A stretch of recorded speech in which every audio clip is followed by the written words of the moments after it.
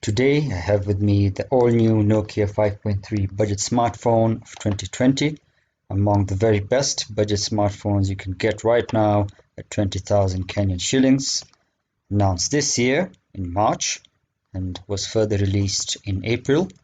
This phone brings a lot to the table for anyone there looking to buy a budget smartphone this year. This phone comes in three colors. There's the cyan, the sand, and the one I have, the charcoal. It's got a nice polycarbonate body, being a plastic frame with a nice soft matte-like finish. Does attract fingerprints though, but comes with a free clear plastic case in the box, so that's got you covered. It's a pretty light device, weighing in at only 185 grams, a lot lighter than a few of its competitors like the Oppo A52 as well as the Samsung M30s. It's got the power button on the right as well as the volume key.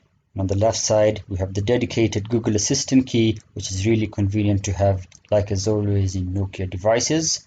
And at the top we have the 3.5mm jack and thankfully USB-C port on the bottom side. It's got a single firing speaker which sounds decent and is pretty loud at 94 decibel, but not the best out there. It's got a nice circular camera module housing not 3 but 4 cameras. It's got the LED flash in the center as well as the fingerprint sensor at the back. The phone's pretty fast to unlock and also has the option for face unlock. Just to mention, this is the dual SIM variant and also comes with a single SIM variant for users looking to buy one with a single SIM. It supports dual band Wi-Fi and has Bluetooth 4.2 and supports NFC, which is a very rare feature at this price segment. The likes of the Oppo A52 and the Xiaomi Mi A3 don't support this feature. It also features an FM radio, which is also good to have, but requires one to use it with earphones. At the front we have a water drop notch, and for the LED notification light, it's pretty interesting as it's located on the power button on the side. This lights up whenever you receive a notification, which is very cool. As for the display, it's got a 6.55-inch IPS LCD scratch resistant Gorilla Glass 3 panel at 720p. Screen maxes out at supposedly 450 nits of brightness, which is less than that of its competitors, but still not so bad for sunlight legibility outdoors. It's got a 20:9 aspect ratio with a PPI of 268, not the sharpest screen you would like. A few video samples showing the display of the mobile device. That way you can have a look at its sharpness, its brightness, and overall quality of the screen, including the speaker output when playing videos.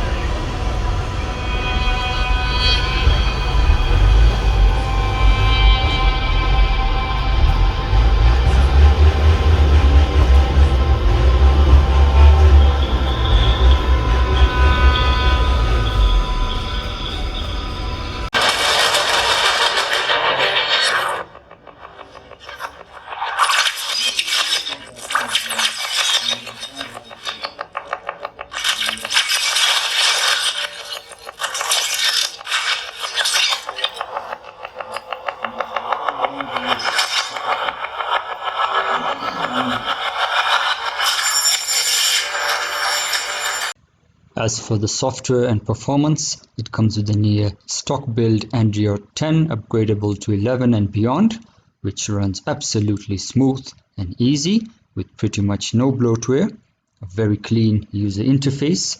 Nokia in fact also promises 2 years of continuous updated security patches as well as other major updates on the go.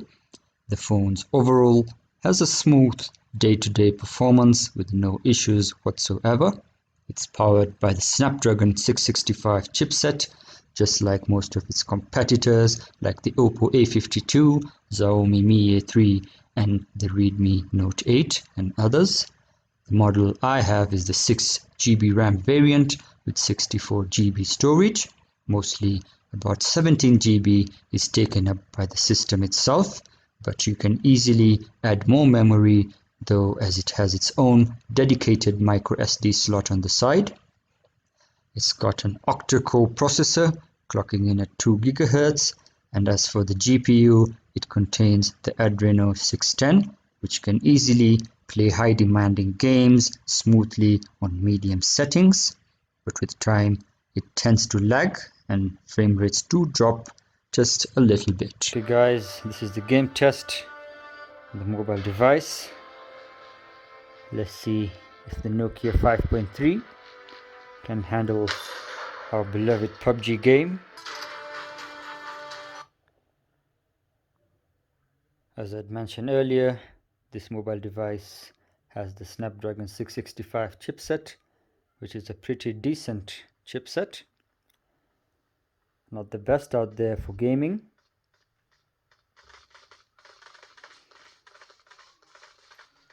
Let me dive into settings and make sure the graphics are on HD. What did it just say? The option will be available on your device soon. Okay. As for the frame rates, it's on medium. Perfect. Let's go. This specific variant has a 6 GB RAM, so I'm sure it's going to have a pretty smooth experience.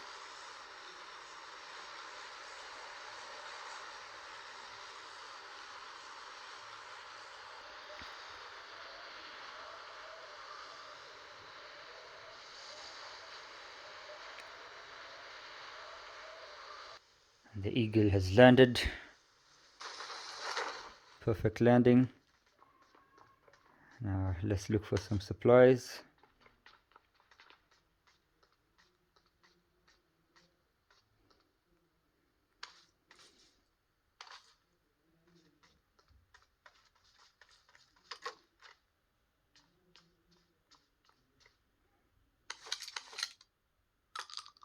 Well equipped.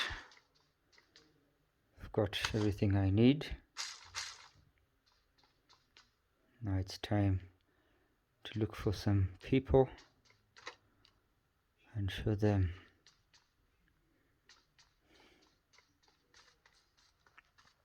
There seems to be some movement on this side. Let me go and have a look. You can see one of my teammates are also looking for supplies. Oh, what a kill. Perfect. I'll also take a few things from this dead person. Oh, what? Come on. What the hell? Huyu jaribu nini huyu? Kula bunduki. Very nice. First kill.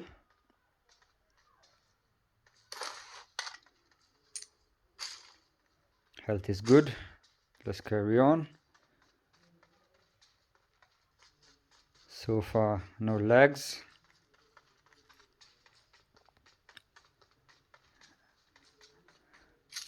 Graphics are set on balanced. As we had seen earlier, HD is still to come. But for now, let's just make do.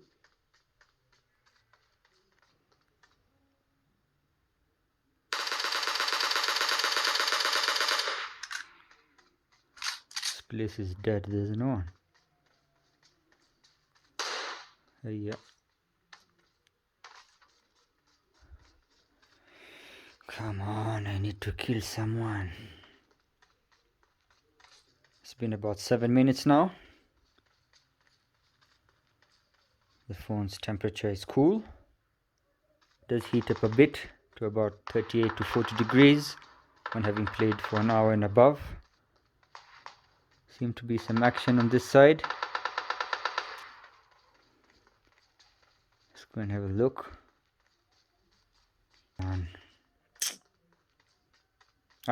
Wonderful. I've spotted someone.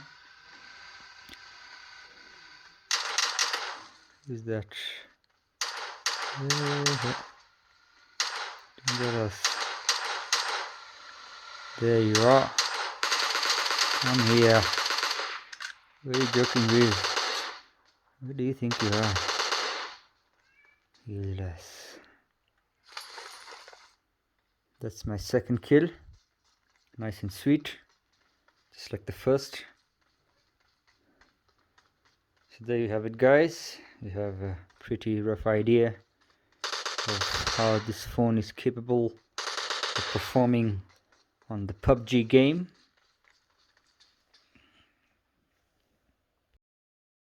And as for the battery, it's got a 4000 milliamp hour battery, which takes about 2 hours and 40 minutes to charge from 0 to 100%, which is quite slow. Although the battery life is amazing, it gives one about 7.5 to 8 hours on heavy usage, and otherwise for light users you can go easily up to 10 hours on this mobile device. It's got a few battery features to save on power, like the adaptive mode, the AI battery feature, which saves energy for apps that you use the most. As for the call quality, it's solid. The earpiece volume peaks at about 87 dB and is loud enough to hear on a busy street without having to shout like a fool. It supports LTE bands with noise cancellation on point. As for network connectivity, it is amazing as well. A quick sound test on the Nokia 5.3. Let's dive into the music.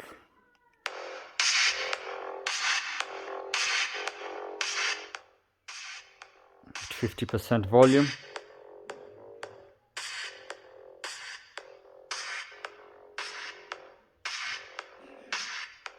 Now at 100%.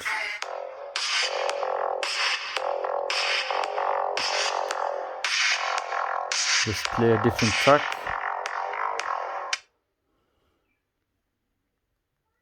100% volume.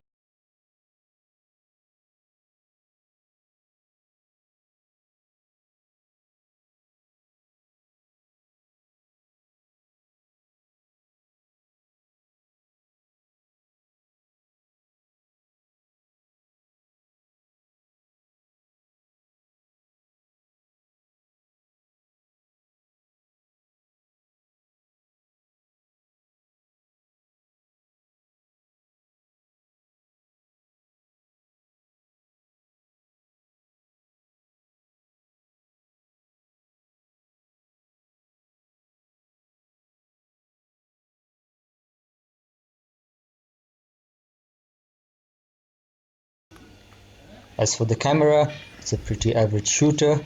The primary shooter supports a 13 megapixel sensor, which is paired with an ultra-wide 118 degrees 5 megapixel lens, as well as a 2 megapixel macro sensor with a 2 megapixel depth sensor for portrait shots. Pictures are quite nice and vibrant. Exposure though isn't at its best.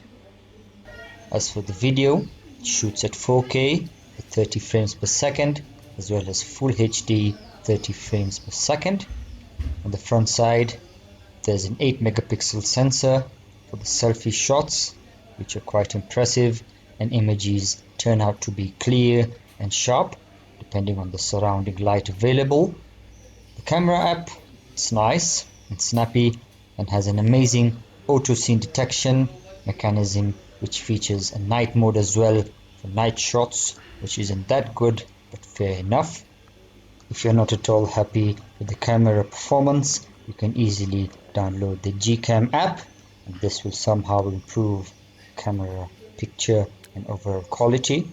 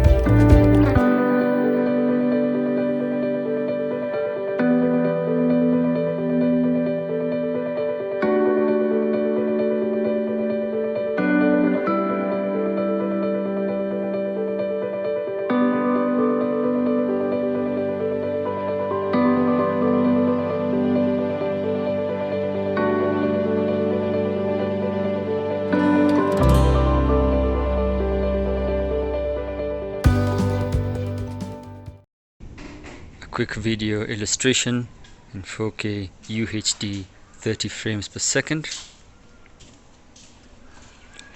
Yes, Philistist. Yes. How are you doing? I'm doing my work. Please update us on this COVID crisis. Hey, God is very, very bad. It's very bad. Very bad indeed. It is sad that this thing has pounded on us with such brutal force, with no remorse, no love, nothing, and yet we live our life fearless, not knowing what is going to happen. God be with us, please. I beg. I'm going to zoom in at maximum zoom 10 times and bring it back to 1. So far the color reproduction is good. It's bringing about natural colors. It's quite a gloomy day here in Nakuru. A bit of the video in motion as I walk down this path.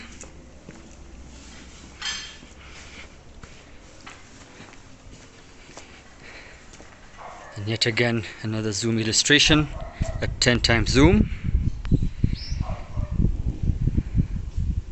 Pretty impressive. And back again at 1. This is the front video, full HD, 30 frames per second.